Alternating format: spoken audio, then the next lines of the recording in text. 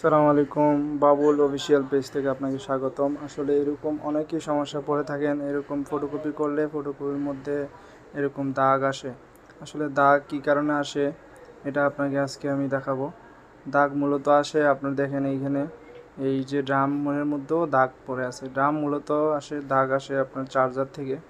এই দেখেন আমি ড্রাম ইউনিটটা খুলতেছি, খোলার পরে আপনি দেখবেন ওই চার্জারে কী কারণে দাগটা আসে আপনি দেখলে বুঝতে পারবেন। এখানে এটা খুলে আলাদা করে রাখার পরে দেখেন ওই যে চার্জার একটা দেখা যায় জালিওয়ালা, এই চার্জারটা দেখেন এই যে এই পাশে ময়লা, এই ময়লার কারণে আপনার এই যে ফটোকপির মধ্যে দাগ আসে। এটা আপনি চাইলে কাপড় দিয়ে পরিষ্কার করে রাখতে পারেন, বা আপনি ব্রাশ দিয়ে পরিষ্কার করে লাগিয়ে নিলে ইনশাল্লাহ ঠিক হয়ে যাবে। ধন্যবাদ, ভালো থাকবেন।